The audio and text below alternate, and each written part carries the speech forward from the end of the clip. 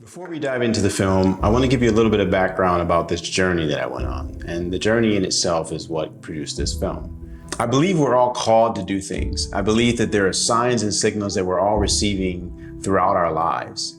For many of us, the distractions that we have in our lives keeps us from paying attention and leaning into those.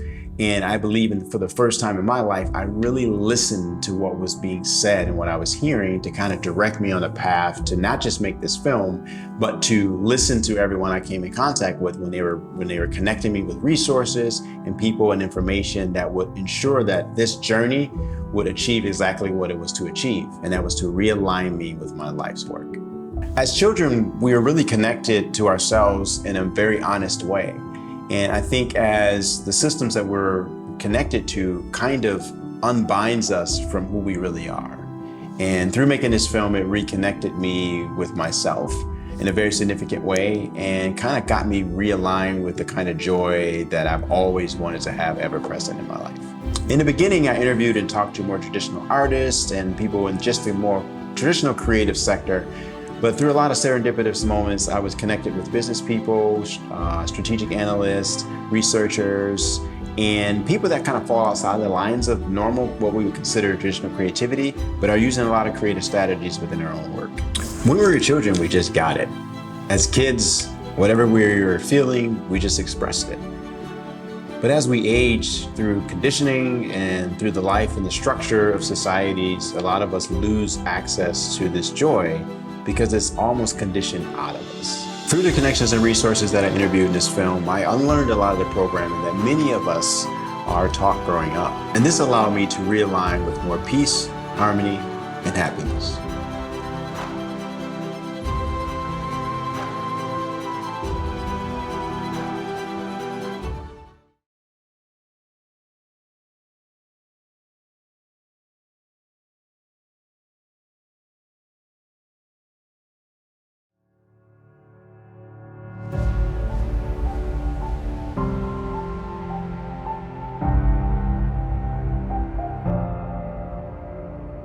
From the time you were born, there's all this data you're consuming, analyzing, trying to make sense of it all in the hopes of one day understanding how you fit into this world.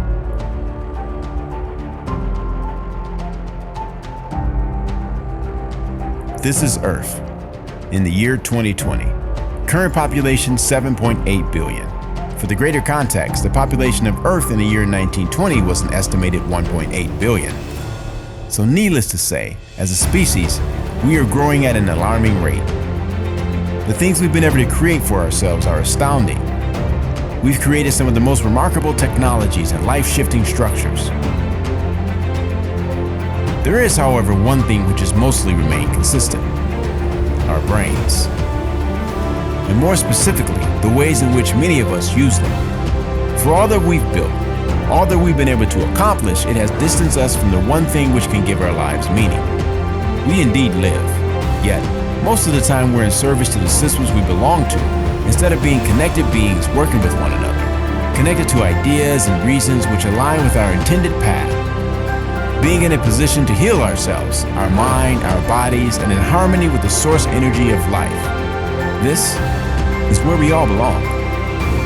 I've always had an affinity for creativity, and more specifically being around other creatives.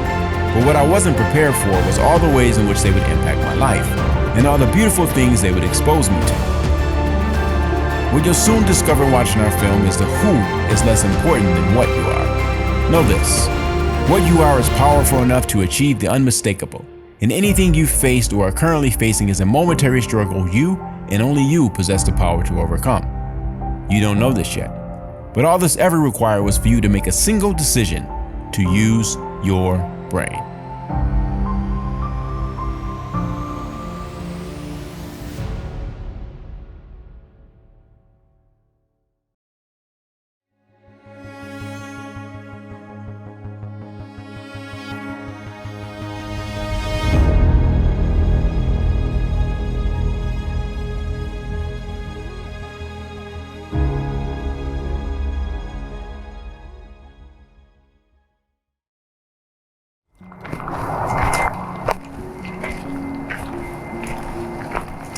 I've walked many paths in my life, but this one This one hit different.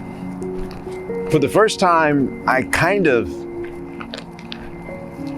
just allowed the energy that was pulling me in a direction to pull me. And what I discovered is ultimately I understood what it was I was supposed to do. In every corner and every vector I found myself, there were people and resources to basically direct me where I needed to go. And the interesting thing is, what I started to discover is that the answers to all the challenges and things that I was trying to sort out in my life were just right there. It's as if they were always there the entire time, but I just had to fully step into myself to do that.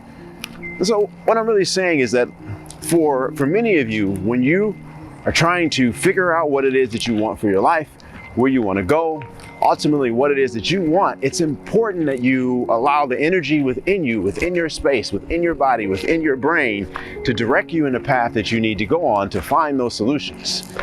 As you're watching our film, pay close attention to what it is that the others are teaching you, because for me, while I was on this journey, I was in this continuous state of learning, expanding, and as I was expanding, what I really found out is that the solution for where I wanted to go was always present, was always there. And now I'm on this path. I'm on this journey. I'm on this mission. And I realize for me, this won't be the last path that I'll ever be on. I realize this journey is just a single journey in a life full of many. And for all of us, we also will be doing the same kinds of things in our lives. What you have to do first, though, is trust yourself, trust your instinct, trust where you're guided. There's all this information that's coming in, and you're always getting little signals to nudge you back into that right direction, into that right path. Once you trust yourself, everything else will take care of itself. What most people don't understand is that our brain has two parts when it comes to conscious and subconscious thinking and processing. Subconscious controls about 95% of our life. Conscious brain, which is what I'm using to talk to you right now, controls about 5%. Conscious brain operates at 40 bits per second. Subconscious brain operates at 40 million bits per second. That's like a person walking compared to a jet plane. Like it is so much faster. It can handle so much more information. It's picking up on signals and colors and movement all around us that we don't even know. Oh, and it's like, running our whole body, make sure our blood's pumping through our body and all of that great stuff. What's crazy about the subconscious mind is that from 0 to 7, we are just downloading programs into our subconscious brain. Our subconscious brain doesn't care about stories. It's just like a tape. And it takes in information, especially when we're young, and stores that as this tape. What is also unfortunate is that for most of us, 70% of our subconscious operating programs are negative and disempowering. So when you're trying to make changes in your life, it's very hard to fight against those deep beliefs that you have within you. They are not impossible to change. However, most people don't even know how to change them. Consciousness is for mediating between two incompatible action plans. So you're holding a hot plate and you don't want to burn your hands, but you also don't want to drop it and ruin dinner for everyone. And that is the entire reason as to why we have consciousness, because we can do just about everything in our day pretty much running on autopilot. You can drive a car, get all the way home from work, and have no idea how no memory of that happening, and you were safe and everything was fine, but yeah, were you conscious that whole time? So I do appreciate that perspective. When I was 10 or 11 years old, I can't remember exactly, my dad's boss sent him on a retreat. Specifically, he called it a wellness retreat, which my dad's personality at the time was like, oh, no, thank you. Definitely not a wellness retreat kind of guy. But his boss at the time saw that the company that my dad was running for him, was not doing well for a variety of reasons, economic, but also my dad's temperament. He was a very stress-driven person, and he believed that pushing in life was the way to get results. And that led to a lot of stress and burnout in his organization. It also led to a lot of stress in his family. So he got sent on this wellness retreat and learned about his mind. I think probably for the first time ever, he would say. He'd never been pointed inward before. And to my shock, he came home from that retreat a very changed person. And at that age, I already had become cynical that people were just people. They were going to be the way they were going to be. And I had already kind of made up in my mind that I was going to love my dad because he was my dad and that's what you do, but I didn't like him. And I really struggled in his presence. So the fact that he went on his own personal journey and really changed as a father, which again, I kind of, even though he came home from this retreat and he sat my brother and I down, and the first thing he did when he came home was he apologized to us and he said, "I'm sorry for the way things have been, and I'm going to try to be different now." And even hearing words like that from a man like him was really jarring to me. I remember getting really emotional. I remember being very confused, like, what happened to you? Why are you saying these things?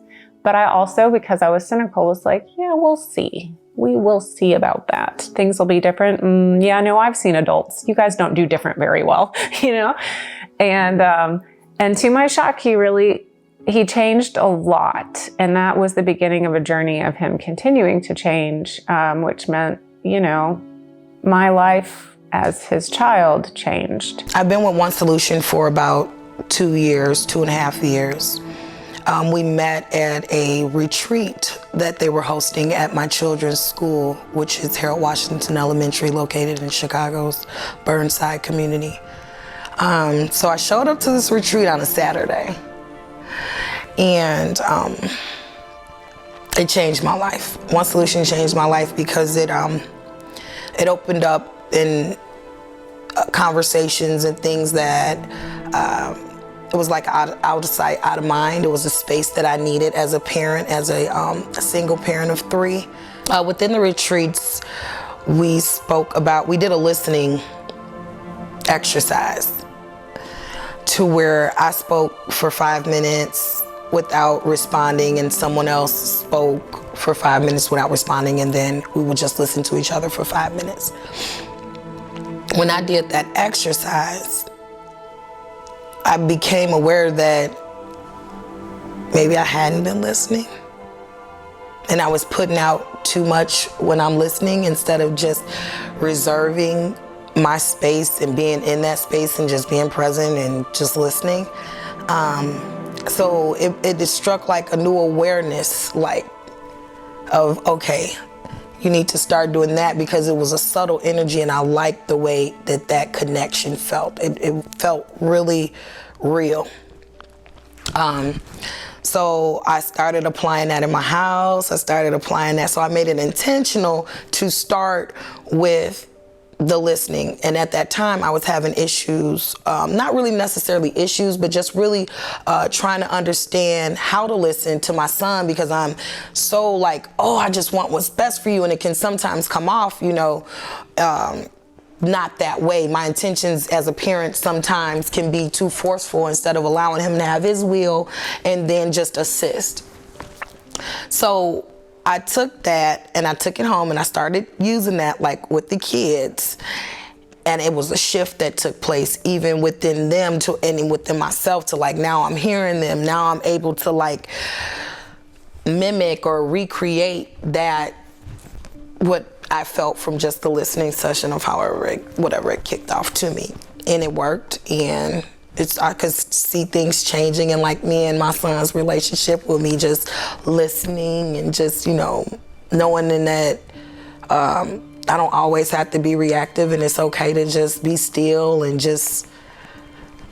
So that was a load off of me, because being a parent that has to facilitate everyone's well-being, that I think, because I'm a parent, so I take on all these thoughts and ideologies about what their needs are for me and what I need to be doing and so forth and so on. And I had to understand that they're human too, and they have their own direction, and they're going to go where they're going to go, and they're going to be who they're going to be, and all I need to do is just assist.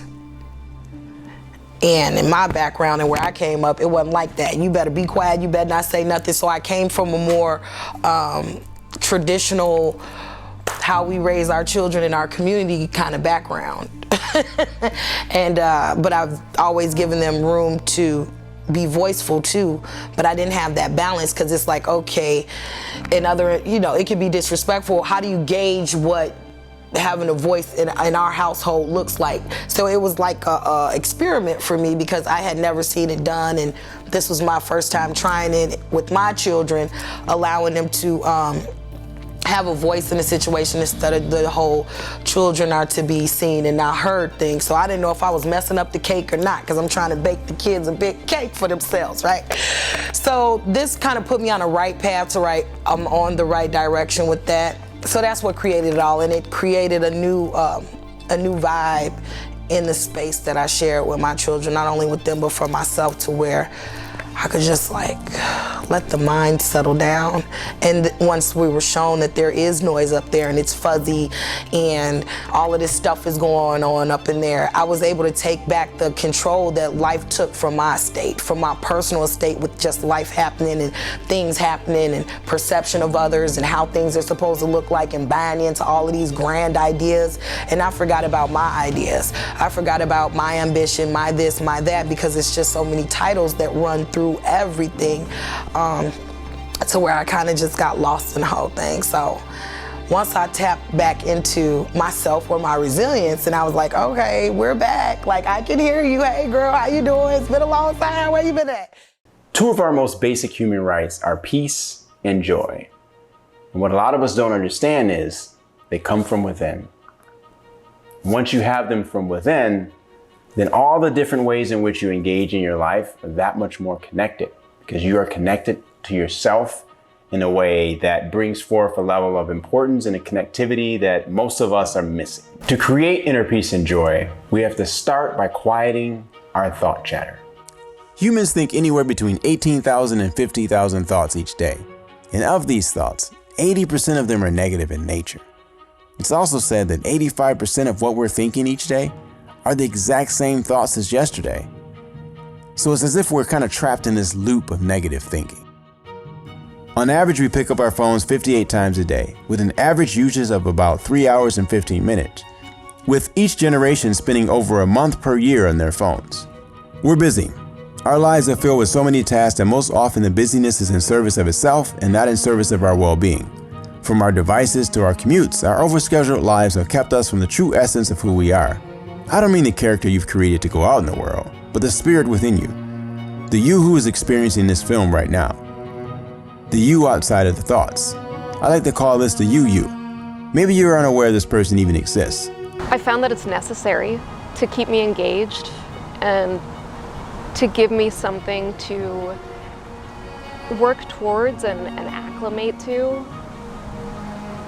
I think when things stagnate, that's when I start going a little stir crazy. And so for me to keep something new in my life, whether it's the place that I'm living in or the job that I'm doing or the people I'm surrounding myself with,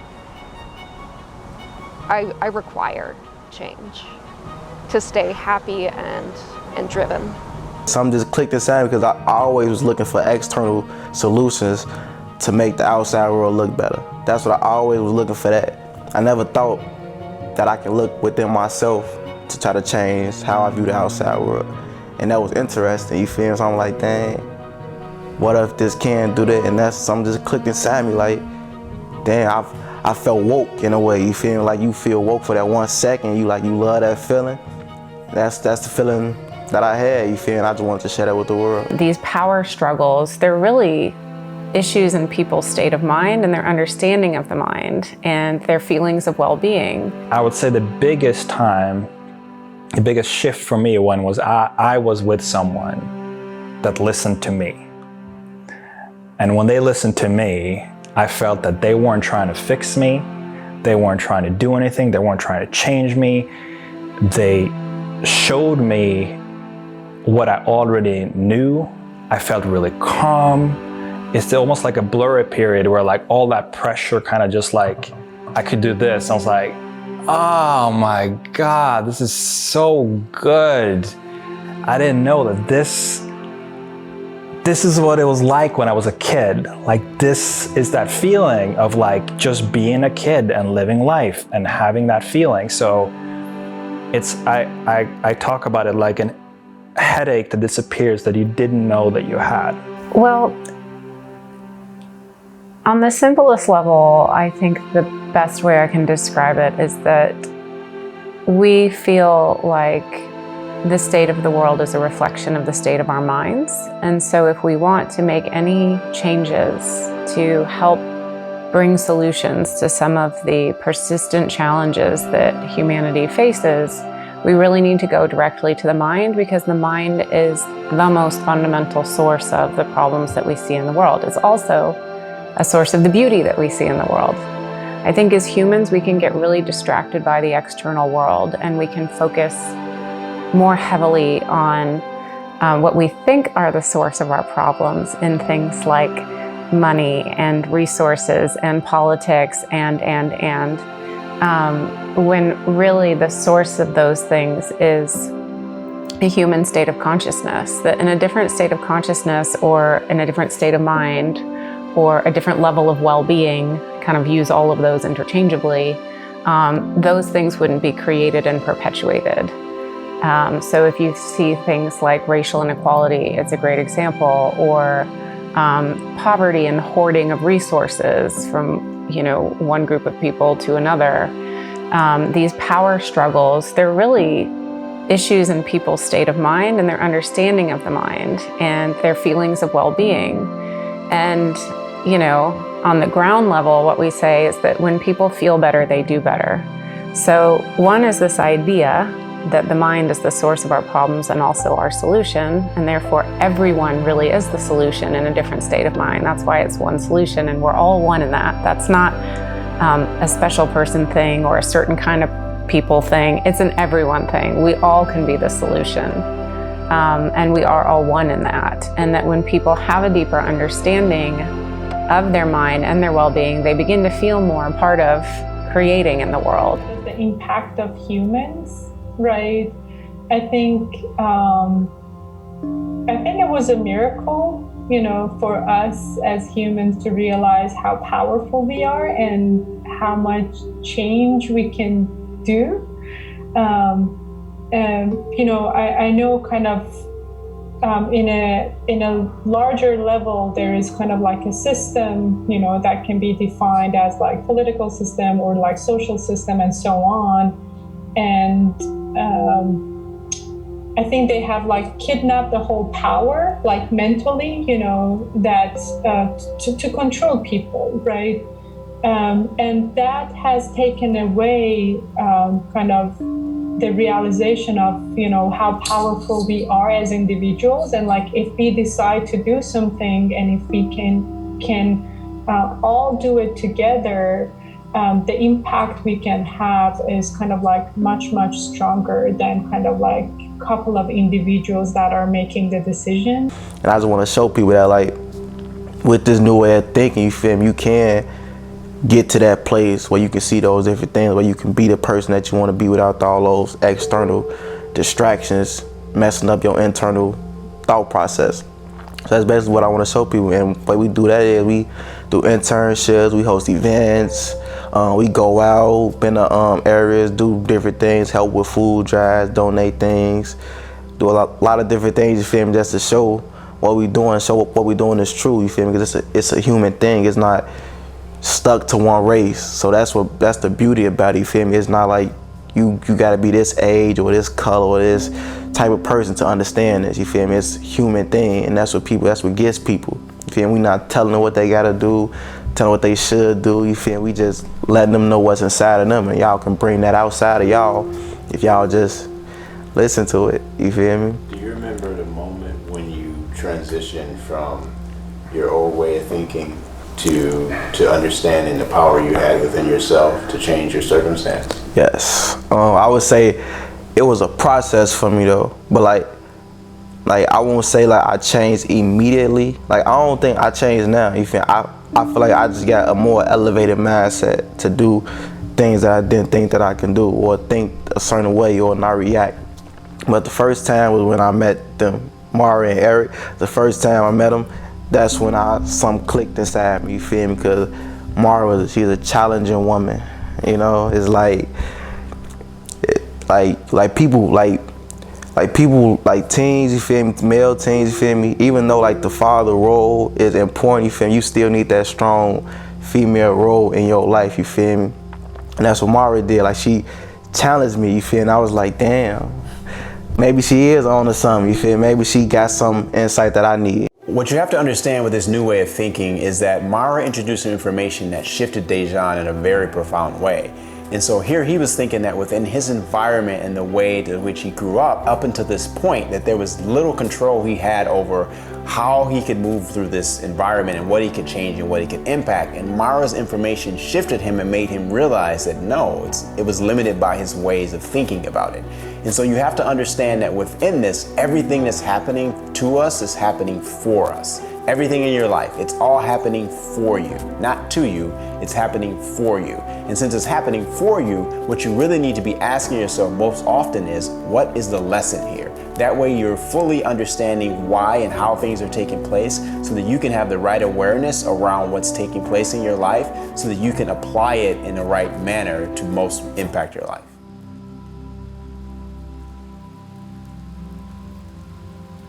And then we got this phone call from a woman who was a teacher at a school in Southside Chicago, and she said, I saw you two speak at a conference in LA a few months ago, and I'm currently helping put together this peace summit for our school hosts it, but all these different schools from the north and south sides and west side of Chicago come, and I was wondering if you'd be the keynote speaker at this peace summit.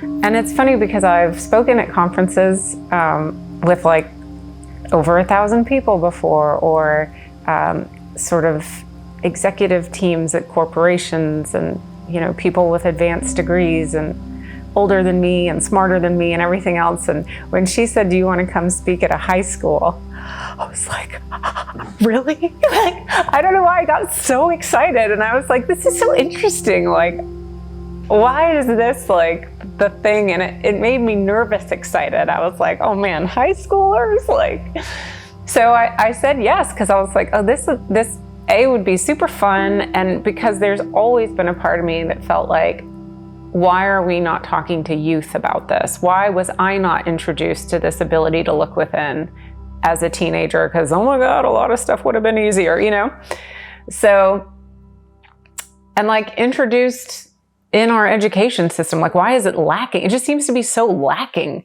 So there was like all of this charge and excitement, because I was like, yes, this is exactly what I want to be doing and who I want to talk to. And like, I'd only been to Chicago one other time in my life, and I had some cousins here, so I thought it'd be fun to come. So I was like, yeah, let's go speak at a peace summit in Chicago. That sounds cool. And she's like, we don't really have any money, but we can pay your flight and whatever. So we went, and I remember putting a lot of kind of thought and reflection into what would I want to hear as a teenager that would matter to me. I don't want to give a lame talk, because my ego. I don't want them to think I'm a loser or boo me off the stage. But also, on a more serious level, I wanted to touch something that would really help them. I wanted to do something meaningful. And so I had this idea of calling it your superpower, and talking about how when people begin to realize that their experience comes from inside of them, not happening to them, it's like discovering you had a superpower all along and not knowing it. And really enjoyed doing that sort of main stage talk. But then what was super cool is that after it, they broke up the students, and there were other speakers obviously at this Peace Summit. So the chief of police was there, this really cool sort of spoken word musical artist named FM Supreme was one of the speakers. So there were different breakout sessions with the speakers at this Peace Summit after. And I went, and there was a room of, I don't know, probably 12 to 15 kids that had signed up for the breakout session that I was leading. And there was a kid in it named Dejan, who I know you know. I always thought the outside world had the biggest impact on the way I moved, the way I talked, the way I solved issues, just everything in my life. I thought the outside world had control over it. something bad happened outside, I would let that dictate how I move that day. I would let that get me angry, get me on go.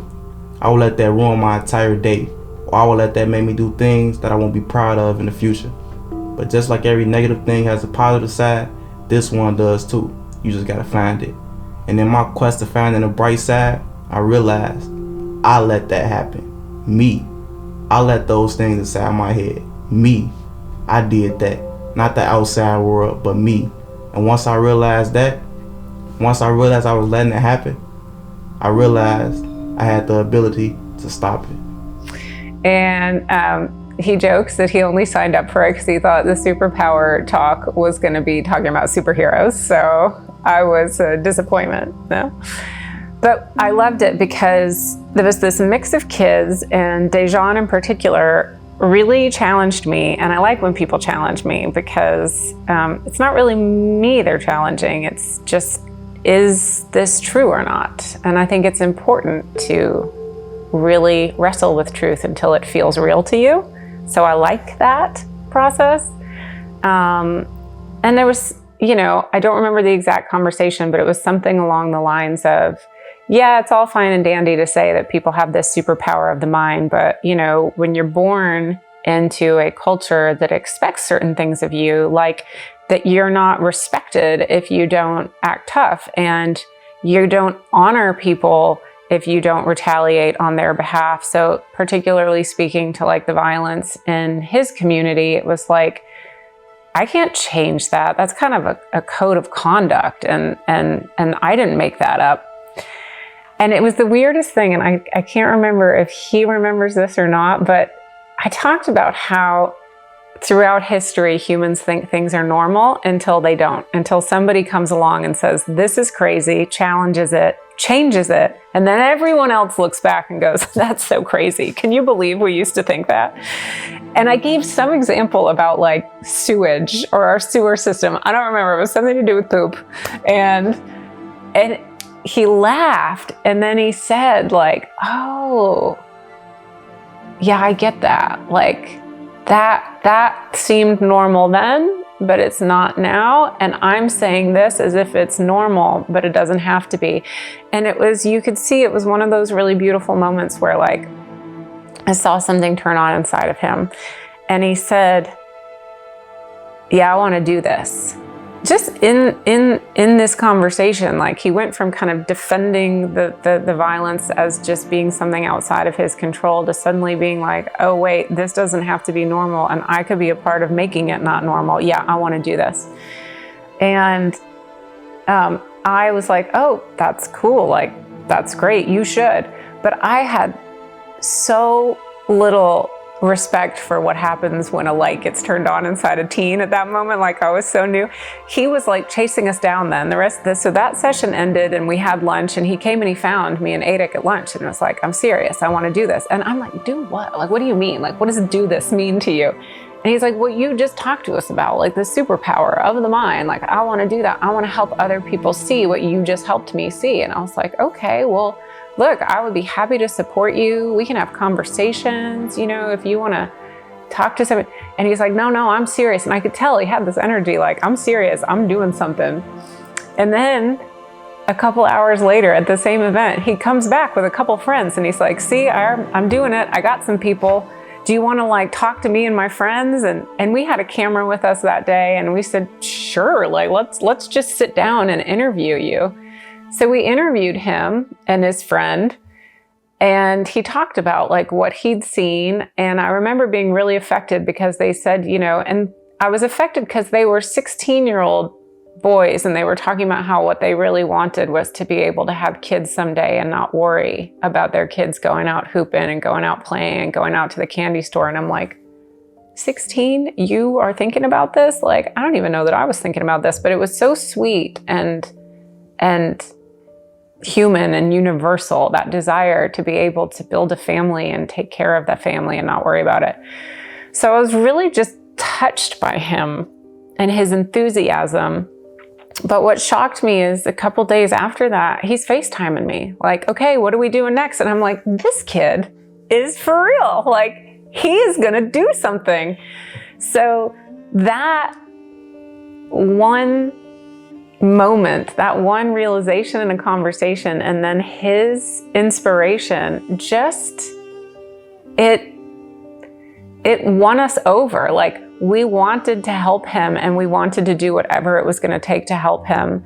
And that was when it was like, okay, well, I think I want to form an organization, create kind of like a movement. And we can do it with this peace club that I'm in at school. So first it was in his school, and then he's like, but I really want it to be outside of school too. Like, he just had all these ideas for how to tap into the hearts and minds of kids and how to spread this understanding that it is within us and we can change it.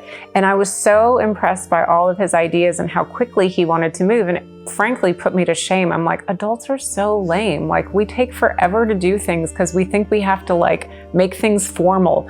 Nothing was formal with Dejan. It was like, we came up with the name Rebels for Peace. He had a friend that was going to do a logo. Suddenly there were t-shirts. There was a peace club like thing going on at the school. Then we were doing events, and it was like boom, boom, boom. The Rebels for Peace was formed.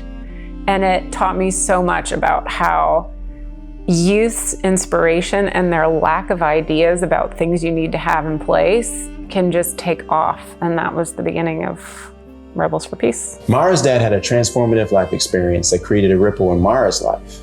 And then this created a sliver of curiosity in Mara, and then she created a ripple effect in Dejan's life.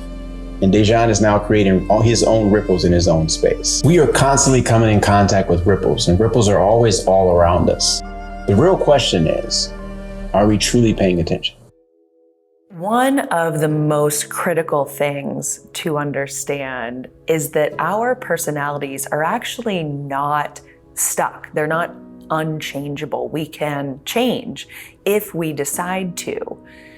Our personalities really develop when we're young, and a lot of what happens is we are reacting to situations in our life. And so we put up these defense mechanisms in order to survive whatever we're going through at that time.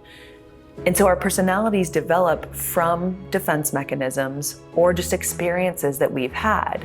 And as we grow up, if we don't reflect consciously and change them, we will hold on to these personalities and they become this hard outer shell. The problem with that is we become immovable, unchangeable, while the world around us continues to change. And furthermore, sometimes these defense mechanisms can actually hurt us. They actually hold us back from becoming better versions of ourselves, from having better relationships. They can actually damage relationships that we have with friends, family, or even at work. So it is crucial that we examine ourselves, examine our personalities, and ask, is this really serving me? Is this the best version of me? Or is there something I could do better? And what do I need to let go of?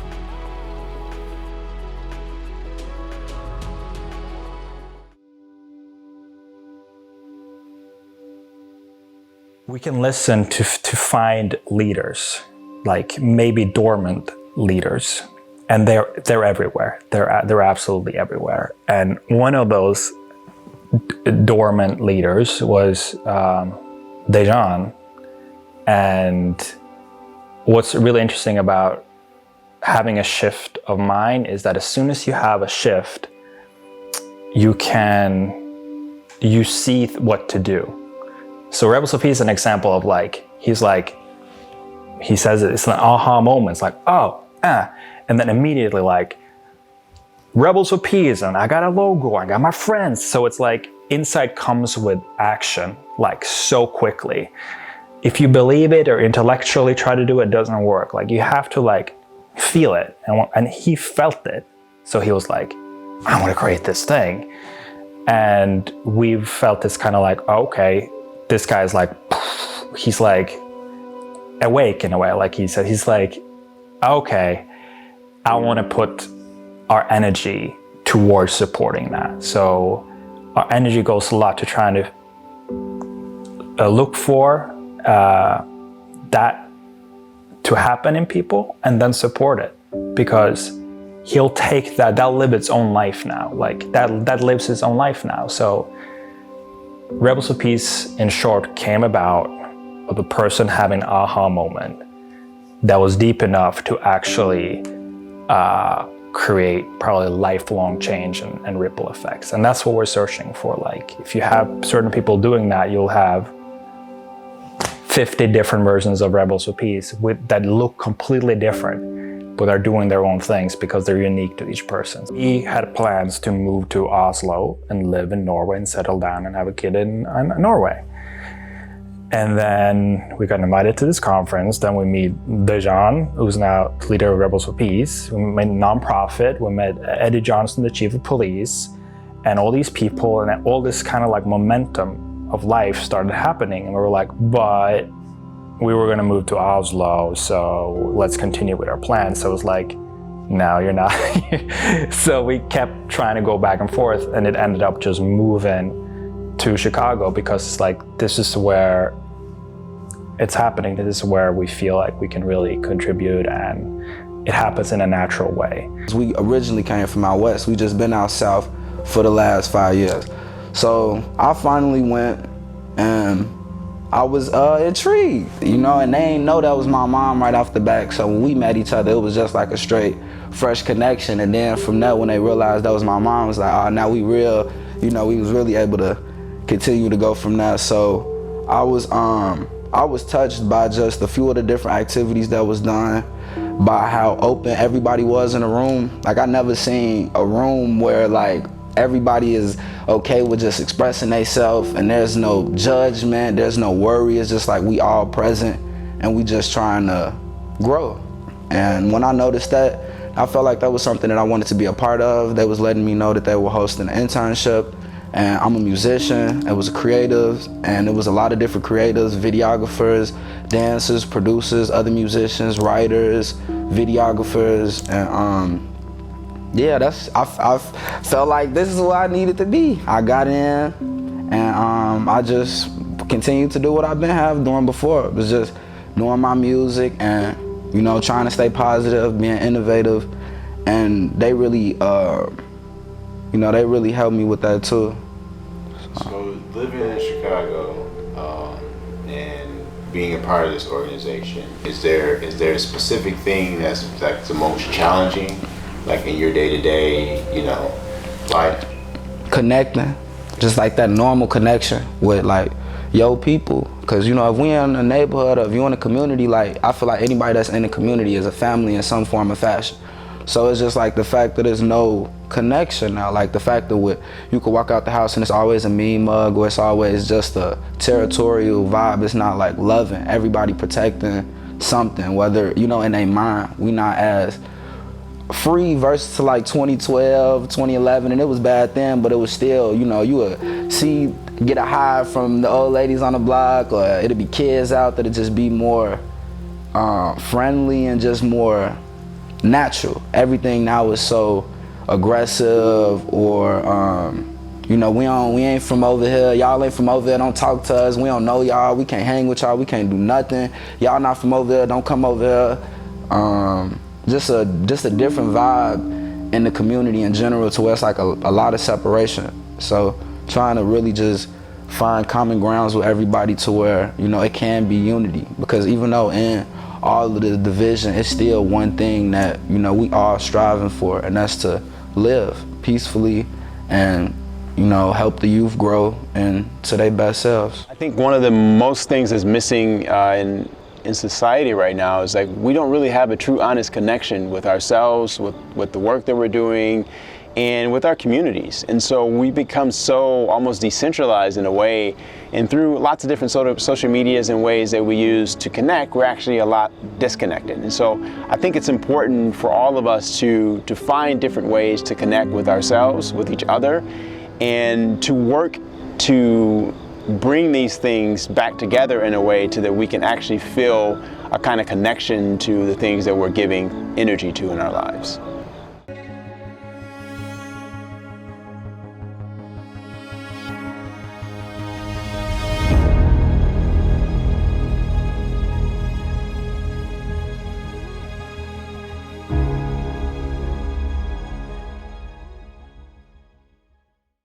You just heard from One Solution Global and Rebels for Peace and the impact that they're having on the individual level and in their communities. And now we're going to hear from Become Unmistakable, who's having the same type of impact at the corporate space, which for many of us, we don't typically see an organization really caring about people on the individual level, because for them, it's not profits over people, it's people first.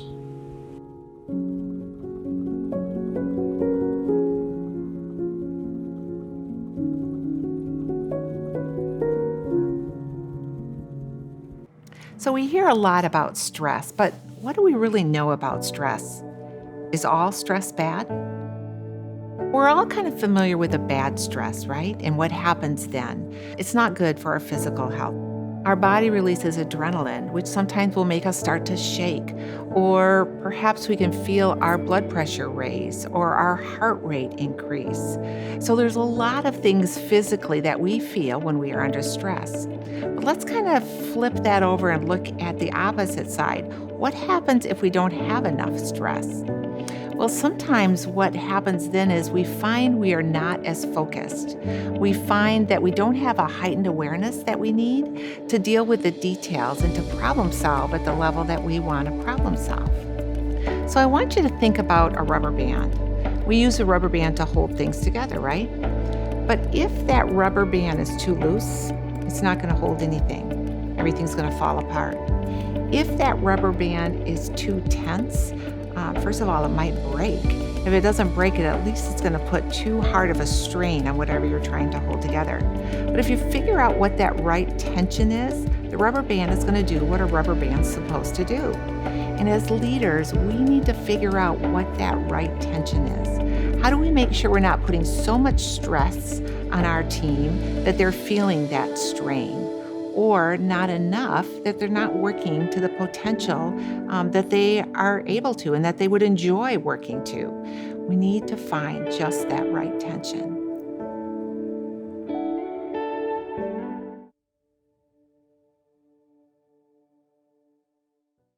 I started off in banking, which was very corporate, very rigid, structured, and still full of good people, but just different, right?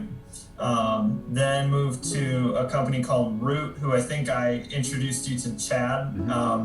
Wonderful company, like opened my eyes to the possibilities of culture and bringing together creativity and data into to tell a really compelling story. And then now it's this small team that is really good at practicing what we preach, which is refreshing, because no offense to the bank I worked at, but, we had our values that we preached and, but they're the exact same as every other bank. They aren't coming to life like they ought to, in my opinion. And so to be now in this small team where we, in our office, when we're in there, our values are right up on the wall. We every single week are reaffirming them and talking about the real life examples and behaviors that drive those values and bring them to life. That's been super refreshing, because otherwise it creates a common language and understanding around what those values actually mean to us. And otherwise they can just be these kind of nebulous words that, like, what do they really mean? What does that look like? So I think that's been one huge thing that's been great for us. And so we do that, we reaffirm our values, but then we are also all about connection in our own team, and using our own tools and techniques that we provide. And that has just been such a gamut of projects. It's been really fun.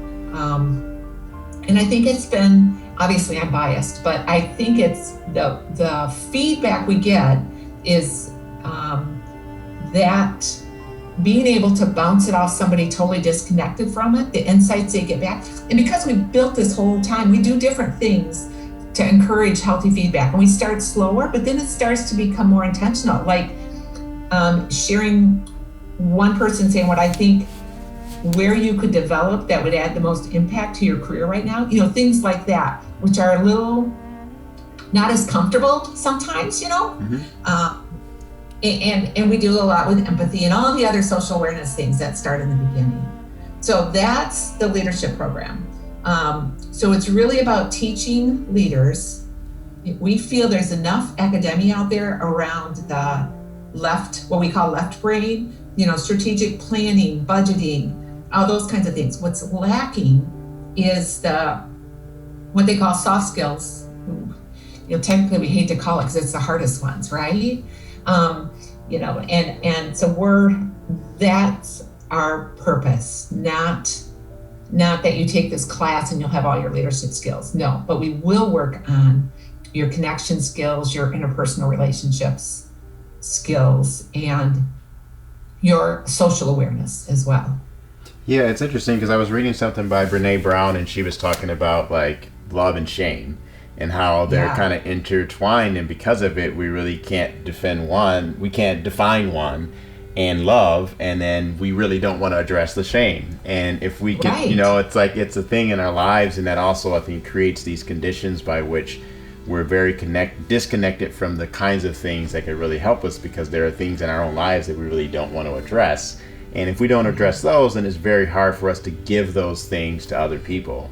And I think that's another challenge, if we're trying to figure out methods or methodologies to allow people to, one, heal themselves, because I think that also comes from a place of allowing you to then give that same thing to someone else.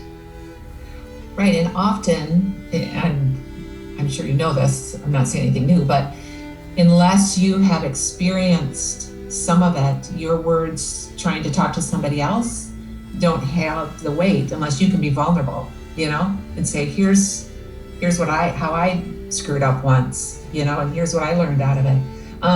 Have you ever, since you mentioned Brene Brown, and we reference some of her TED Talks as well, and the vulnerability. Have you ever listened to a TED Talk called Radical Candor? I think with so. Kim Scott? Yeah, I think I've heard that one, yeah. We talk about that too, that if you really care about people, you need to have the courage to speak up when there's something that's not helping them. In fact, we often refer to the West Michigan nice.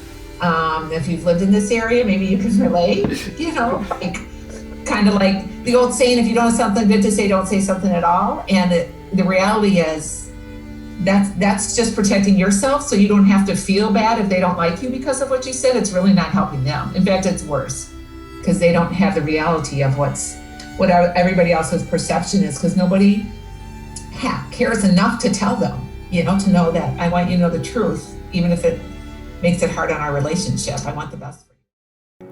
I want you to imagine you're sitting at your desk and you have a glass of water. But the unusual thing is you've been asked to hold on to that glass all day long. Not on your desk, but hold it up in the air, maybe out from your body a ways. And as the day progresses, suddenly that glass starts to feel heavier and heavier until it becomes all that you can think about, right? Your arm hurts, your shoulder hurts a little bit, and your focus is all about holding that glass of water. Well, think about that in light of when you have an interaction with somebody and something just doesn't sound right or sit right with you, and you choose not to say anything, but instead hold that thought in the back of your mind. It sits back there like that glass of water, and it becomes heavier and heavier until suddenly you have a conversation with that person and something is said and you react in a way that's totally disproportionate to the situation at hand. And it's because you chose to hold on to that interaction, that thing that just didn't feel quite right, instead of being curious and asking questions and resolving it. And as leaders, we need to learn to be in the moment when those situations happen, to make sure that we're curious and we ask questions and we address it when it happens, so as to solve it quickly, effectively, and without a lot of emotional attachments to it.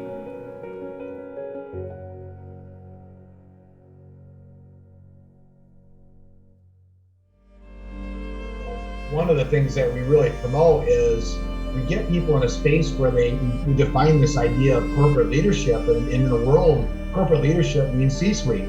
It's vice president or above or whatever, that these are the corporate leaders. And I'm going, no, it's all of us. If you are doing something in your role, I don't care if you're sweeping the floor, answering the phone, filling the copy machine, if you're doing something to advance the company and bring it forward in a greater way, you're a corporate leader. You know, so all of a sudden you're honoring people as not just, you know, Jim, the floor sweeper guy. It's like I am a corporate leader in many ways in this organization. What I've really gotten excited about is, sure, we've created a cool brand within our organization, and we've got everybody rowing effectively in the same way. They're whistling, they're happy, we're super engaged. But I wanted to take that another step, and I started looking at the brand of the individual. And in order to get into the brand of the individual, I had to start to paint a story that was, you know, this idea of a company that was award worthy. So, you know, if there's an award given for the best construction project, or if an architect said this is the best contractor to work with or whatever, can we show up in a way that is possible? And that isn't through spreadsheets and left brain, it's through relationships and caring and showing up differently. But then I took it to the next level. I said, that's not good enough for me. Because if you're a jackass when you go home and your neighbor's trash can is blown in the street, you don't get out of your car and pick it up, then you're not the brand we want. So I go, how are we going to put our people into a worthy of contractor of the year, but worthy of neighbor of the year, spouse of the year, father or mother of the year, community member of the year? So this idea of being award worthy in all of our lives. I want my wife to go, oh my gosh, I have the greatest husband in the world. Like the way he thinks of me and our relationship and shows up, I'm so lucky to have him. And I do that as a motivator for me, that I think about how I react to my wife, how I show up, how I plan trips, whatever it is.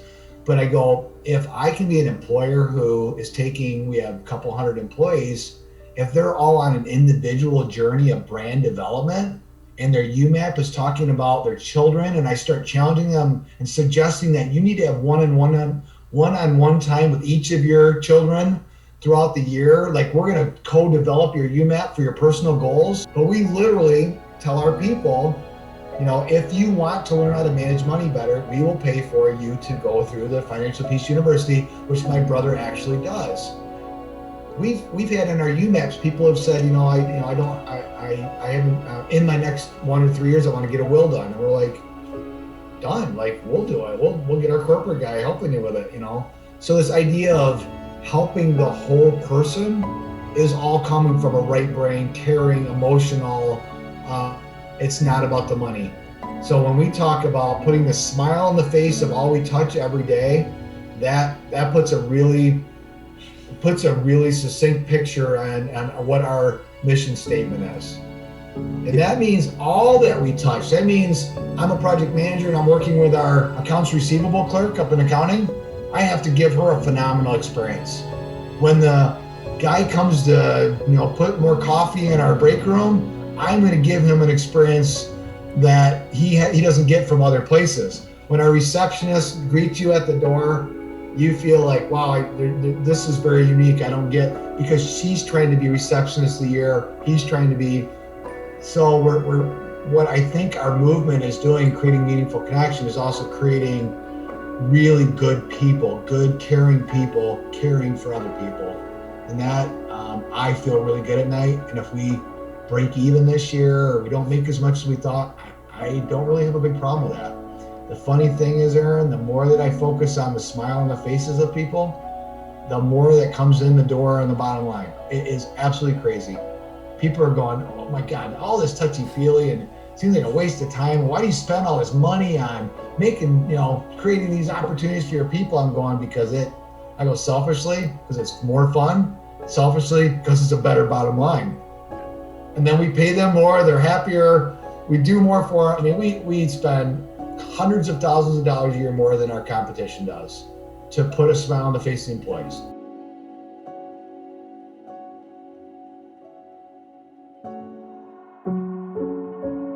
Every person on this planet is a part of a system, or many systems. Your family, your friends groups, your job, your schoolmates, your social groups. Within each of these groups are requirements needed to keep your status active in them. But what happens when you're by yourself? Who are we then? If someone isn't deciding how you should be, should act, or should feel, what would you do? There's a large percentage of us who are in this state right now. And while we believe we have complete autonomy over our own actions, if given the choice of what to do, we'd be completely clueless.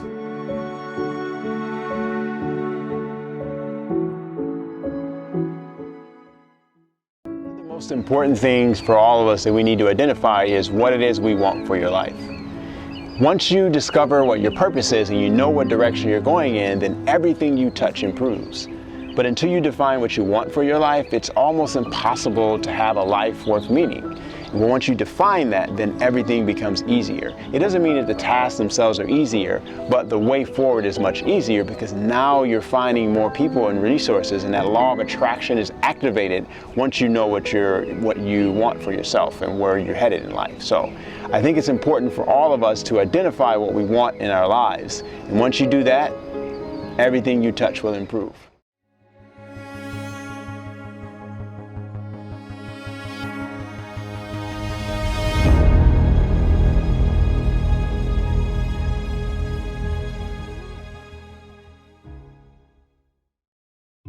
It wasn't until I started working on this film that I began to understand the true power of mindfulness.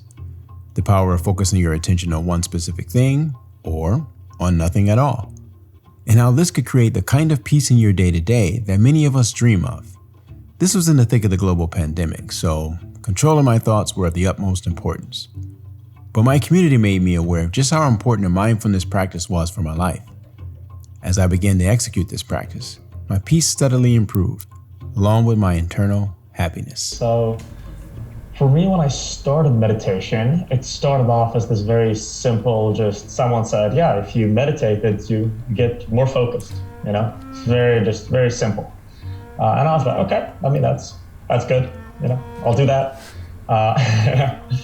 So I started. Oh, that's it. I don't need to know anymore. I'm in. I was like, yeah, well, I mean, it's a good deal, right? You know, if it was only that easy for everyone. Oh no, it wasn't easy. Let me get to that part. No, I mean like the sales pitch of like, you should try meditation, and people are like, yeah, okay, I'm good. And you're like, no, but you can be more focused, and then they're like, yeah, I'm good. You know, you're like, oh, I'm in. I'm 100%.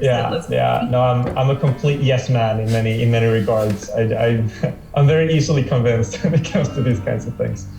But so yeah, I started using Headspace in 2017. That's when I kind of started. So, I had read the book The Power of Now before, about Eckhart Tolle. So I was a little bit into maybe I should meditate a little. And so I started using Headspace in 2017. And in the beginning, I really struggled with getting a routine out of it, you know, just getting the habit to stick.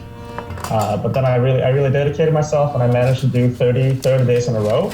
And that's when I noticed the really tangible benefits for the first time. Just 10 minutes a day, 30 minutes in a row. And that's when I, for the first time for myself, could notice, wow, I am not only in the moment, like immediately after, am I getting more focused and these same things, but also completely outside of the meditation. And just later in my day, I noticed that, my levels of my self-talk was just better. I noticed how if any self-doubt or anxiety would pop up or something, I would notice it in a way that I hadn't noticed it before.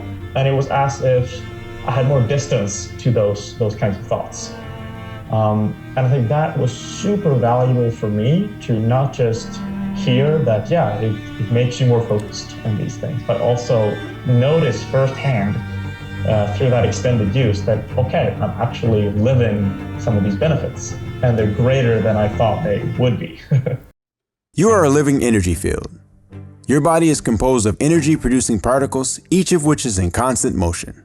So, like everything and anyone in the universe, you are vibrating and creating energy. And within this, we are also sharing and receiving energy from all those around us. Our heartbeats, breathing rates, and circadian rhythms are examples of physiological rhythms we can see, feel, and measure. There are much smaller vibrations happening in your body too. Inside of us, our cells and molecules vibrate at characteristic rates. There are also many factors in our daily lives which we can measure, yet we cannot see, which have such a profound impact on our lives. For once we become better connected to ourselves, everything we touch improves. Some people think you have to become a monk or know how to meditate. You don't need to. Rest assured, there are simple steps you can take to slowly start getting there. One of the best ways to develop awareness is to reflect at the end of each day. And I actually did hear recently advice from a Buddhist monk that said, we have been taught incorrectly how to reflect at the end of the day. We think we should go through and see what we can improve on. But when we do that, especially if we do that right before we go to bed, we're setting ourselves up to kind of retrain our brain to think about the things we need to improve on rather than what went right, and reinforce those positive actions and affirmations. So, very simple tool you can use is GLAD. What's one thing you're grateful for? What's one thing you learned? What's one thing you accomplished? And what's one thing that delighted you? And that is a way that you can reflect on the day. I think it's really nice to do before bed. If you want to reflect on the day, separated from like right before you go to bed, just thinking about, okay, what did I do well today? What could I improve upon? How did I show up? What maybe do I want to tweak? What lessons did I learn about how I was in the world? And then at the beginning of the day, this is something that Oprah talks about all the time, is setting your intention. What is your intention for the day? How do you want to show up? What is it that you want to not necessarily do or accomplish, but how do you want to be in your day? And how do you want to be perceived by others? So if we take the time to start thinking about this stuff, at the beginning of the day, at the end of the day, then we'll start to create more awareness moments throughout the day. Another amazing way to create an awareness moment is just narrating yourself, especially if you have trouble of maybe let's say late night snacking. You can say, Lo is going to the fridge to grab some ice cream right now. And so when you narrate yourself, you're putting yourself in the present moment and thinking, is this what I want to be doing? Is this action supporting my highest self, my best self, the person that I want to become? Another way, and I would argue one of the most powerful ways to cultivate awareness and also regulate your body, achieve higher states of performance and healing and learning, is breathing. As simple as it sounds, breathing, our breath has the power to transform our lives, transform our body in this moment so that we can be extremely aware and present. And what most people don't understand is how powerful that is, because it can allow you to access more knowledge and wisdom and become really appreciative also of what you're experiencing. I wish I could fully explain all the benefits and the power of breathing. It truly is so simple. We tend to look for these complicated solutions in life, but the truth is the most simple solutions are often the most powerful. So simply taking a moment to deeply inhale and deeply exhale. And you can do this all throughout your day. This is not, I'm going to meditate or set aside 5 minutes in the morning. No, this is throughout your day. It's actually funny how Apple Watch has done that and said, reminder to breathe. There is actual science behind that it can help regulate your body, reduce your stress. When your stress levels get to a certain point and you essentially break your threshold, you go into a response that shuts off your brain's access to your hippocampus and to your amygdala, which control executive functioning, rational thinking, processing, all of these things that we need, right? And it takes us into these very basic states. So breathing is one way that can help reduce your cortisol response and get you back into a regulated state.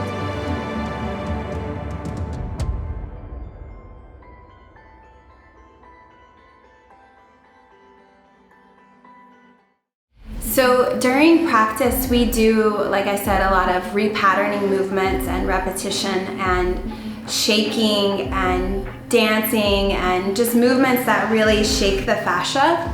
And what that does for you energetically is we store so many emotions within our fascia, and things that we don't need to hold on to get stored into our skin, and then as we move and shake, it actually releases negative energies, toxic energy, and allows space for more illumination and enlightenment. So you'll see people coming to class, and during practice they may start to laugh or to cry or to feel a wide array of emotions while they're practicing, and really that's just like a part of the healing process of this practice, allowing your body to just move freely, because there's not many areas in our life where we let all guard down and just completely let loose and experience what it feels like to shake without trying to control, and to move and to spiral energy through the body.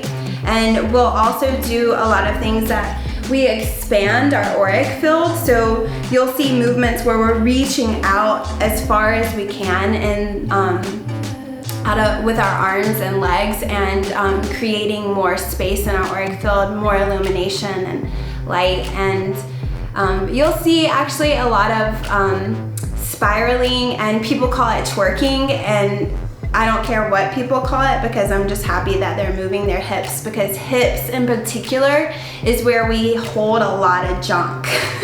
Junk in the trunk, no pun intended. But yeah, so when you shake and just let free, there's so much healing there. And energetically around the hips, you have your first, second, and third chakra, which tells you that you are safe in this world, that there's nothing to fear, that you are creative, you have creative energy, that you are powerful and strong and empowered. And so we work through each of the chakras, and each of them, when they are balanced, you are connected to your true self, your higher self, and it makes this experience really fun here on Earth. Quieting your mind begins to cultivate inner peace and to find your joy. That's where the creativity comes in.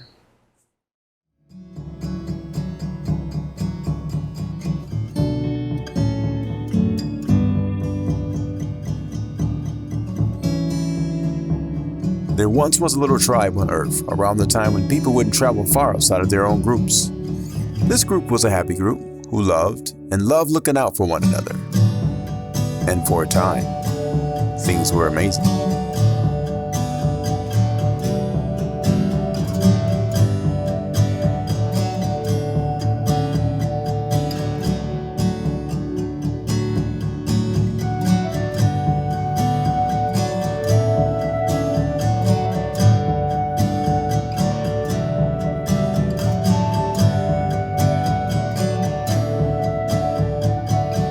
There would come a time when this group would be stripped of all of its happiness and was on the brink of becoming extinct, when P would stumble upon a creation that would transform all life forms on this planet. Needing to keep his mind focused on something productive, P decided to count stones when he accidentally dropped a few of them in a bowl and they made a ring-a-ding sound. Always one to pay close attention, P noticed each rock made a distinct sound as if he dropped them in a certain sequence, so he continued to play around with them when one of his tribe mates joined him, and together they began to create this beautiful harmony, which echoed out of the caves, causing the depressed tribe to become alert and come in to see what this was all about.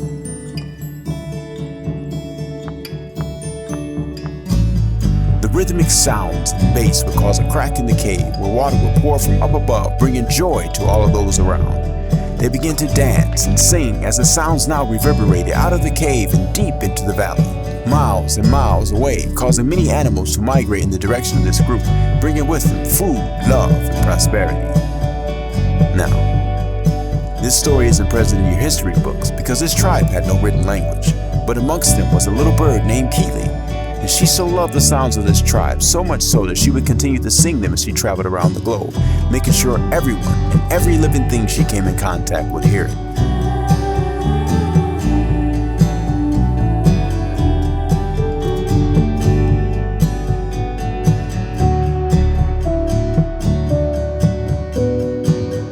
Ripples and ripples and ripples from this event would last for generations and generations, and even today.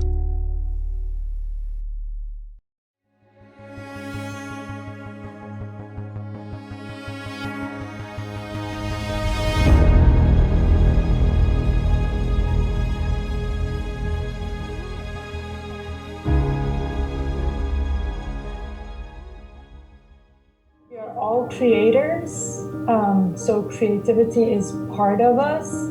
Some of us know how to celebrate that, or it has been like integrated into our life and careers more like dominant than kind of the rest of us. And I was actually thinking a lot about the difference between creation and improvisation, because I feel creativity comes with, you know, certain skill sets that when you are comfortable, you know, you can kind of acknowledge that as a creation, versus in life we create like by waking up, by thinking, by eating, right? But I feel like that moment of like acknowledging what you have created, and again kind of like knowing how to celebrate it and share it, is kind of like what defines the creativity for probably like certain people, right? That they call themselves creators. But at the same time, yeah, I was also like thinking a lot about improvising. And I think that comes a lot like hand in hand with creativity. So when you're comfortable with that creation, you know, sometimes like maybe out of the blue, you just want to make and bring something to life, or like improvise without any kind of pre-assumption, or without even being afraid of like being judged or evaluated. So I think there is a close relationship between these, and I would actually encourage everyone to like start to create and not be afraid of. I think as an adult, it's hard to make time for, if you're really busy or if you have a family, you might feel like it's selfish if you want to start painting all of a sudden out of the blue. But as someone who's taken classes like post-college, just adult ed, and who's taught many years of those, it's such a fun way to not only be around other creative people, but to learn a new skill. And like, I've made so many friends just in those spaces, because you're not just like, let's go here and sit, or let's go to a restaurant and spend money, or to a bar or whatever. You're actually sitting and you're talking about ideas and you're making things together. Yeah, so, or, you know, YouTube, just watch all the YouTube videos you can find, sit in your basement and set up a table and just go for it. And don't worry if it looks terrible at first, because everything does. I mean, even people who are, you know, been doing this for 40 years, sometimes paintings look really bad before they look good. My thing with creativity had to do with change. I would love to go to buildings that had open house and visit and see what they're working on, and then get ideas that way, you know, and say, okay, I can tweak that and work that this way, you know. But the changing of things, keeping the classroom fresh, even when it comes to rearranging seats where the students understand that there's going to be change. That's part of growing. That's the creative part of the working with the kids. And I would do that with that. I would do that with projects. I knew what the objectives were, but there was no set way to introduce those objectives. So I would do them in the form of real life situations. Like, you know, I would teach economics by running a classroom like it was the job. You know, they had their little IDs, they had their little checking accounts. They came to work, that was their job. They punched in, they punched out. Their grades were,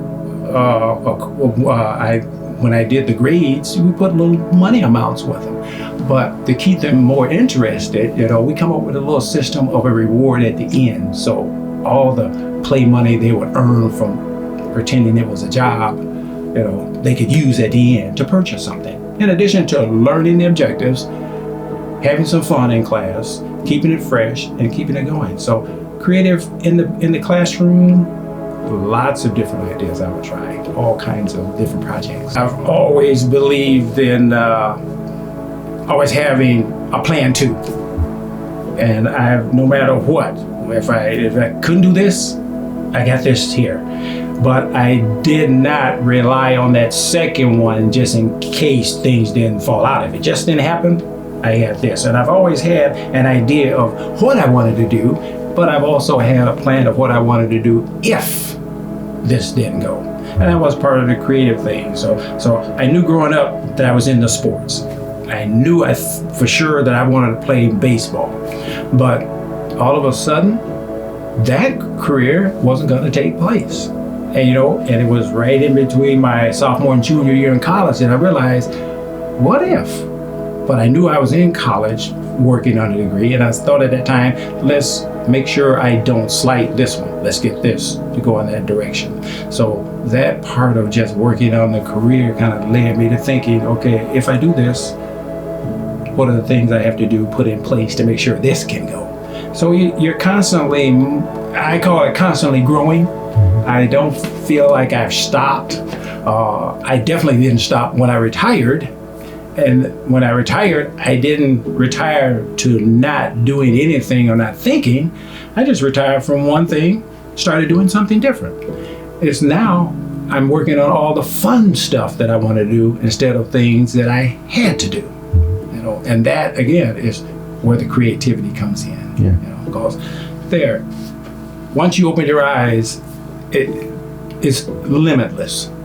You can create something, even just going for a walk, and that starts you to thinking about things you want to do. But you got nothing. How you go from being rich to being a broke overnight? Lost your king up in the mix. On a flight, need a light. Hit it right while we fight. We suck at life. I don't know, but maybe we should go and make it right. So for lots of people, the one thing that they don't understand is like the ideal of failure, right? And so as a creator, you kind of spoke on this where you create all these songs and then you choose a song that you believe is the best.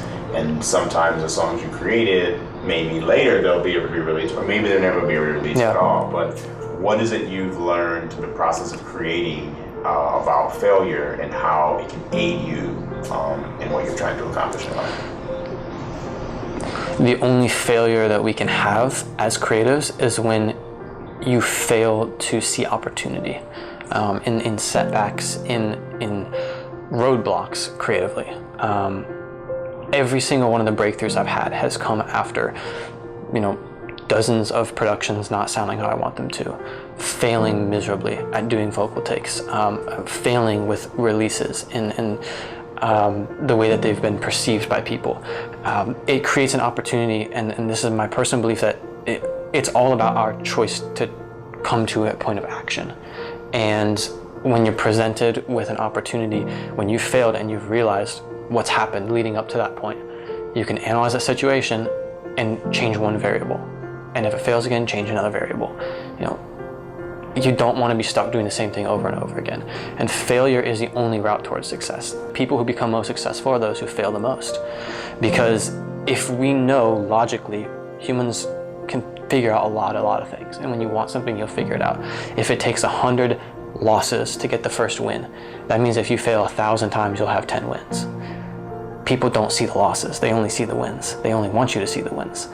I'm willing to focus on losing over and over and over and over again, because that's that repeatable process that teaches me how to be better and to get to that win. So I don't celebrate the wins. I celebrate how many times have I lost today or this week, or I know I can gauge it takes me 7 beats to get one that I love. So I'm like, I just have to make 14 a week and I'll get 2 realistically out of that are really, really quality. So I think it's better for gauging success if you learn to measure your losses as just the stepping stones to the next success. So it's very important that you understand that failure should be a big part of your life. And the more often you're embracing failure, the more often you're going to learn things that are going to allow you to catapult yourself to another place in your life. And as creators and creatives is one of the areas and spaces that many of us, we spend so much time trying to figure things out that we're failing so much and so often that when we need to actually execute and go out and do something, we're able to execute at a higher level because we're, 1, not resistant to failures, we're 2, we're more likely to be able to respond from failure. So for many of you watching this film, I think it's important to understand that you have to make failure a part of your everyday life. And if you do that, then through these failures, you learn more about yourself than you do when you succeed.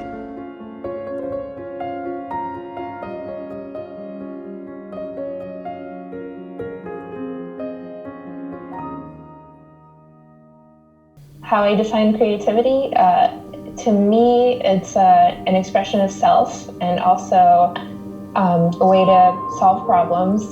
I think it's also a lot about relationships. And so if you're, for example, if you're looking to come up with new ideas, but you're stuck on thinking that something has a specific relationship to something else, then you won't really get anywhere. You're putting yourself in a box. So I think creativity to me also means letting go of those kind of preconceived notions or relationships and letting new relationships emerge in a way that you haven't thought of already or before.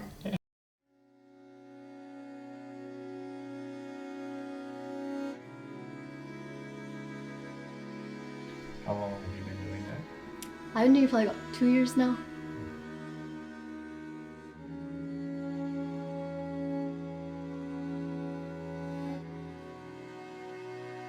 I'm Himani Patil, and to me, creativity is basically just finding different ways to express how you perceive the world or how you want the world to perceive you. Well, personally, I like to study like facial features and different emotions people can express in their faces. So I usually like to create like portraits of people, like of different ages and different races, to just like study all their features. Well, I just like feel like they're all so like unique, and like especially like people that are related to each other, that you can always find like different things that like are similar, but like always like different, and like just the way people's faces like mold to like fit their individual features, like it's just interesting to me.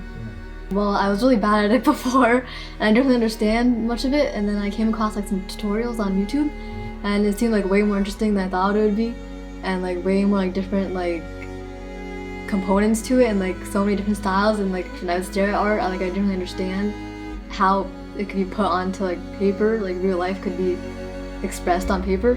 So I like started trying it out and like just watched like some simple tutorials at first, and then I want to take it like a step further, and I found this sketchbook like just sitting in my room, so I decided to just like start practicing, and then I found myself practicing like every day, and then I want to get to this point, try to get the basic shapes, and then I might like tweak them along the way, so it's like never like really definite. So you have to understand is that 2 years ago, Himani didn't have this skill. Like she decided that there was something that she wanted to do, and she went off to find the resources to do it, and YouTube. And for many of us, we think that when we start something, we have to be experts, but you really don't need to be an expert at all. You just need to be curious. You need to make a decision that, hey, this is something that I'm interested in, and this is something that I want to do. And today, especially today, there are tons of resources you can go out to find to help you just focus your attention on it. And then just start there. If you just start focusing your attention on it, you never know what you can come up with. So, I did go to a performing arts high school and all that. So whether it was dance or theater or whatever, I was always immersed in creativity. But I think the difference between then and now is back then, nobody told me that I could do anything with that. It was just, this is what we do now in high school, makes high school fun. You get to, play in it and have this great experience, but now you're gonna go away to college and be serious. I didn't even know what a producer was in high school. Just all the different, even like a music producer, nobody ever explained to me that, okay, so you went to school for this, but what can you do with it? It was just like, this is just fun, and I've always said, I wish I would have known then what a producer was, or exactly what an actor was, or what a director. Like, I wish I knew that, because I feel like that would have given me a little bit more focus in the years that I didn't have a focus. I thought I had to go do this and be this, and you gotta go to school and be a nurse, and it was like, yeah, that's great, but that's not, it just didn't, speak to me. Or you need to go to business school. Yeah, I may be good at numbers and marketing and all of that, but that, is that what I want to do, So I think the difference now is because I understand what all of that is. It's that that aha that you found your passion. I just hate that I found it maybe later, and maybe not. Maybe everybody does find their passion, or the majority of people do find their passion later in life. Maybe not everybody finds their passion as a kid. I just, for me, wish I would have been taken more seriously, I guess is what I would say about that, because I feel like I lost a lot of time by not knowing that I could have actually pursued back then.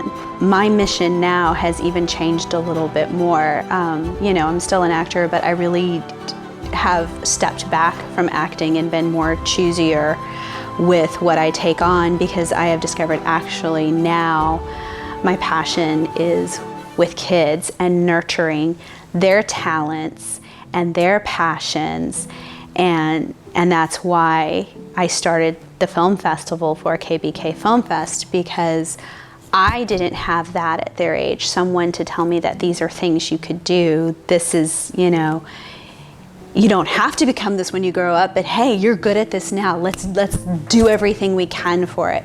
So I didn't have that. So I want to do that for children now. So, I can look at the camera instantly. Creativity, I think for the creative, it can mean a lot of things. For me personally, I think creativity, ever since I was younger, it was an outlet for me to escape my mental health. So in a way, creativity to me is almost like a coping mechanism, and being able to immerse myself in something positive that can kind of help me get out of the negative state and negative emotions. I think creativity is endless, and it's always changing within you and with your subjects or with art. So I think it's just a great tool. So I am a wedding and boudoir photographer. I mostly do boudoir, so I photograph men, women, however people identify, and however naked or not naked they want to get in their photos. And a project that I've recently done, it's called the Impossible Boudoir Project. And it took a little bit more than a year to do, but I kind of had it set out that I would do it in a year, and I would photograph specifically for this project 12 women or identifying women. And I would photograph one person a month, and each person had a different story as why they thought it was impossible for them to do boudoir.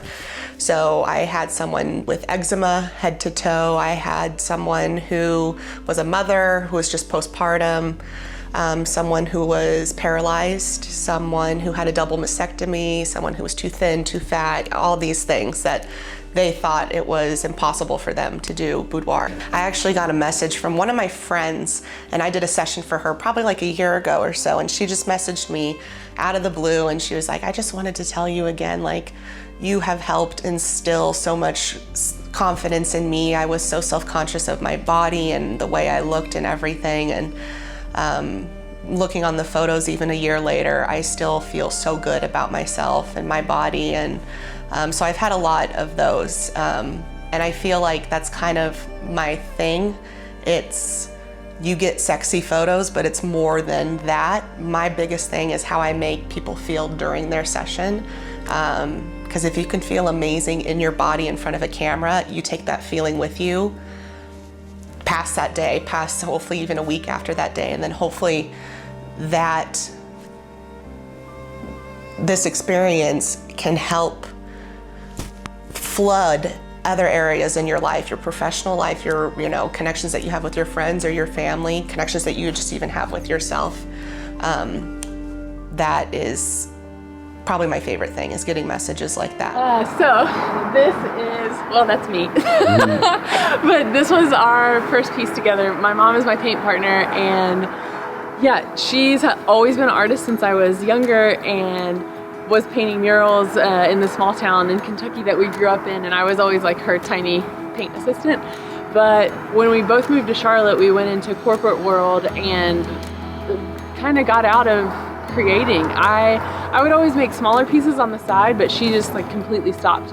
And on Mother's Day this past year, I don't know, I was with her and my niece and we were coloring mermaids, and I was watching her guiding my niece through shading techniques and I don't know, just different little skills. And I was like, Mom, why don't we just create something big and beautiful together? And she's like, well, I don't know, like maybe. And I was like, we have to, like, let's just start doing this again. You love it, I love it, I miss it. So yeah, then I was in Two Scoops a few days later, this ice cream shop, and the owner had heard me like talking about my dream and that I just wanted to kind of go full time. At the time I was in my corporate job that I'd been in for 17 years and I was miserable, and this is what I love to do, is to create and to be bright and expressive and just make the things that you want to make, the things that are on your heart. And so this was the message to myself. You can't make everybody happy. You're not ice cream. So do the things that light you up and everything else will fall into place. And yeah, it just kind of like blew up from there. We didn't really know what we were getting into and didn't know how people would react to it, because there are a lot of artists in town, and but so many people are expressing themselves in different ways. So to be able to like create in our style and to have people that were passing by while we were creating it and just say like, oh my gosh, I needed that message today. Like, thank you for creating that. This means so much to me. And I was like, oh my gosh, because it's like your baby. You're creating this thing, you're birthing this like beautiful piece into existence, and to see how it resonates with others is like, it's so magical. It's so good. I always wear these rings. This is my arrow to myself to always keep moving forward. I don't know, I just love, and again, with our gold, everything that we touch turns to gold. I put little, there's little glitter pieces in there that you get, they're like the sprinkles on top. Yeah, we just love like beautiful, fun, playful, positive things. This is us.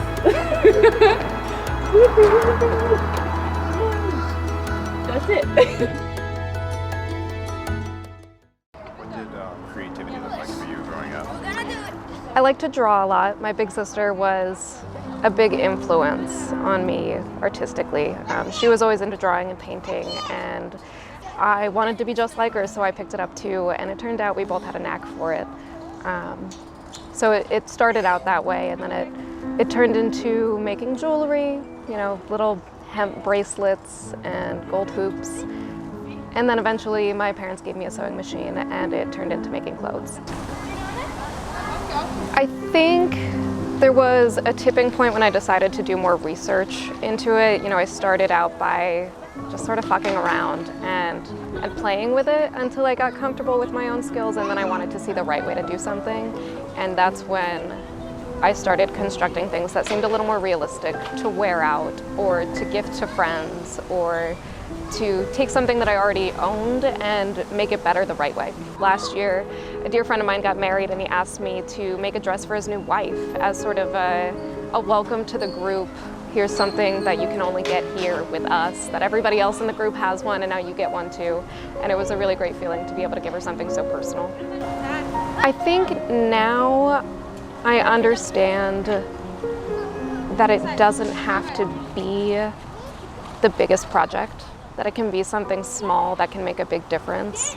You know, when you go vintage shopping and you find something incredible but weird, and you're like, how am I going to make this work, and it just needs a small tweak, and that makes all the difference. It's nice to see the nuance come through and make something wearable and make you feel good in it. I think I understand now that you don't have to create something brand new. You don't have to make another physical item to get distributed or sold, to have a great time being creative and working with materials that are already at hand. I think I used to want to create something totally fresh, right? I wanted new products that nobody else has made before. But I think now I understand that I prefer to finesse something that's already in existence and to make it into a personal item. The young upcoming artists who are super talented under the age of 30, right? Yeah. And those are the ones people are looking to. And then there's the the mature artists who have established themselves, and they're looking towards the retrospect, right? Of museums and all of that stuff, and showing this huge body of work and all their accomplishments. But that time in between is very tricky.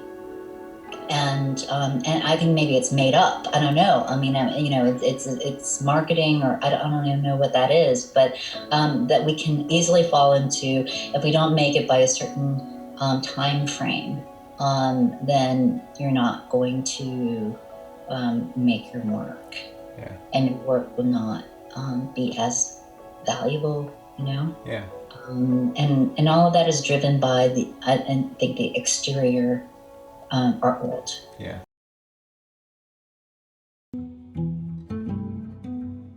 The whole concept of raising vibrations, this is like the incubator, okay? We're trying things out and seeing how they work, right? So the whole idea with this series of collaborative pieces that we're doing, we want to take that on the road. We want other people to experience it. We want other artists to experience it. What we've discovered is literally weeks after we have done one of these, you can still feel the vibrations, the energy in the space. People will walk through the door not understanding why, but they will come in and go, oh, it just feels so good in here. Well, yeah, because you're reaching that state of pure love, which keeps us from dividing. It keeps us in working together, in realizing that we're all part of a whole. So, yes, we're trying to figure out ways that we can get this out there and take it, exactly, and take it to different areas. Let people feel that energy, but also understand that no matter what you're doing, whether it's creating a painting or in a business meeting, if you are going at it in a sense of pure collaboration, releasing ego, and not wanting just your way or the highway, the productivity will be incredible. Hello.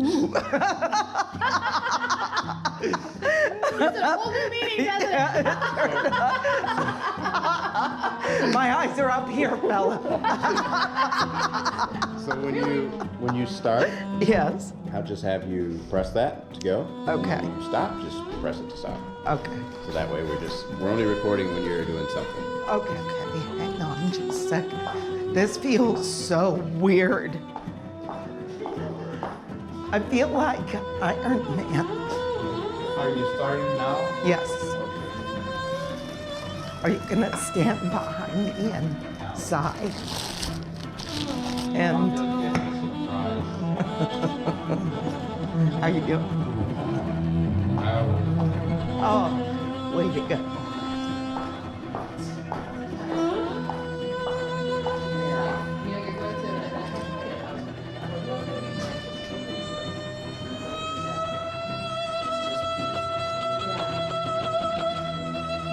Yes. So, I am entering the unknown. I am nobody. I am nothing. I am in no time. I am in no space. In these collaborative works, the artists have no idea what this is going to be. You can see them flipping the canvas around, trying to see what's revealed through each person taking turns. And it isn't until they have some sliver of an idea of a direction that they then start to dive in and go in with more details. And so the three artists here came together. This specific work took about 5 hours for them to complete, and each artist would just take turns going in until the work was completed. Understand with this, there's no conversation, there's no planning, there's no end goal. There isn't even a time restriction on how long it takes for them to complete what they're doing. They just work at it and keep working at it until it becomes what it is. And that's what you're going to see.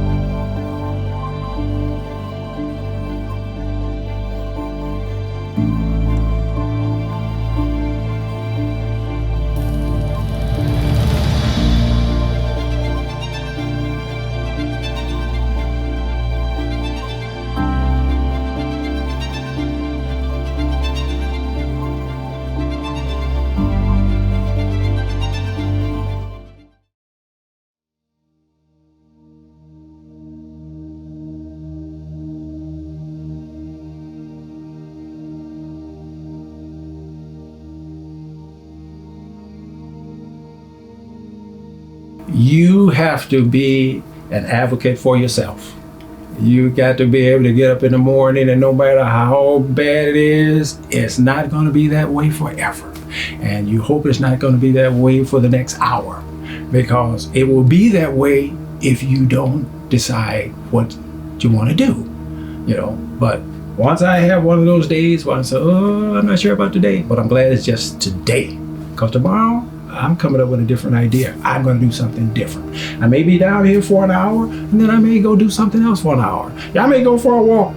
Whatever I have to do to keep myself going, you know, that's what I'm going to do. And so far, keep my fingers crossed, Lord's willing, I'll be here tomorrow. Sometimes we need to be reminded of ourselves, you know, and reintroduce us to the man in the mirror, however you want to look at it. Life starts happening again, you know, because life can put so much on you that your light or that in you becomes a worldly instead of an internal. So now I'm no longer like working out in, I'm working in, out. So that's like my Care Bear thing. When I say that, I look at how the whole image of the Care Bear when it comes out, and that's how you're able to create the rainbow. The rainbow doesn't just create itself and then go in you. So stay true to yourself. Whatever's in your heart and whatever you believe, be comfortable with believing in whatever it is you want to believe in, and be comfortable in believing in yourself when nobody else does. Be comfortable in believing that that idea might be that $1 billion ticket that you were looking for, and because somebody else said it's not or whatever, you don't have to buy into what they say. You can be mindful and take suggestions, but know that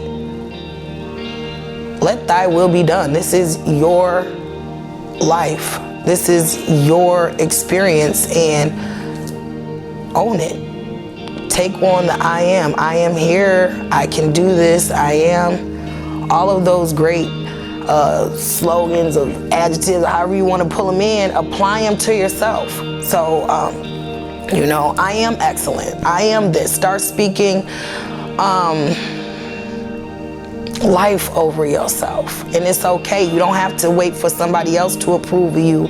Approve of where you are and who you are in the moment.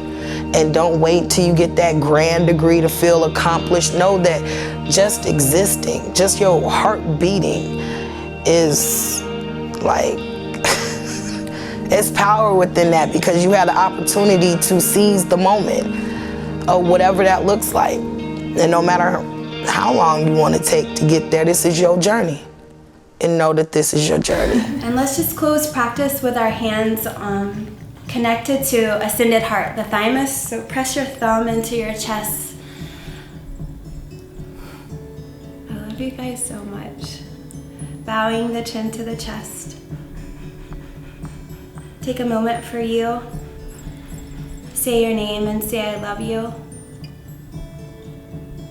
Say your name and say like, I love you. Like that good love. Yes, I see you. Some people were like shaking and like, yeah. That good love. And just for a moment, I want you to just visualize rain covering your body, and it's just pure grace over your life and where you are, what you used to be, where you think you should be. All of the judgments that we toss on ourselves throughout the day, grace is just raining all over you. Receive massive amounts of love and grace in this moment. And then I want you to visualize that rain going over every single person on this Zoom and beyond, over your house, over your kids, over your friends, over your family, over this land, over the universe. Massive amounts of grace and love.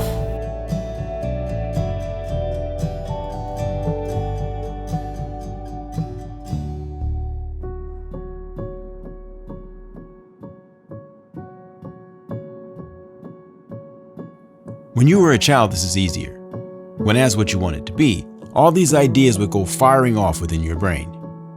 You could come up with so many things you could imagine in your future. But over time, for many of us, this changed. This freedom of our minds slowly dissipated, and we went from being free and open children to being adults, trapped. Trapped inside a box. And often this box was a box of our own making, our own thoughts, and these thoughts are not aiding us in any positive ways. What you may not understand is, this isn't our faults. It's the world we live in. It's the systems we belong to, in a system not designed to help you. What you should know is each day you wake up, you get a fresh start, a new opportunity to make a different choice, and in turn, you get to design your life. Think of it like this. You wake up, you're given a book, and within this book, the pages are empty. The pages represent the possibilities for your life, and this pen represents the potential in designing this life. How do you want it to be? What do you want from this life? Since you're the author of the story, you get to decide. You get to design it because this is your life. Tomorrow you wake up with a new book, a new beginning, middle, and end. This is your life. Try not to overthink it. It's your life and you are the creator of it. So, each day, take time and fill your life with all the things you need in it to give it more purpose, more joy, more energy, more life, and more love. Best of all, give your life more experiences. This is your life. So what is it going to take on your part? What is required to transition to a life which aligns back with the way we were as children? You've got to make some decisions. Yet, for now, you only need to make a single one. To get there, answer this one question. What do you want for your life?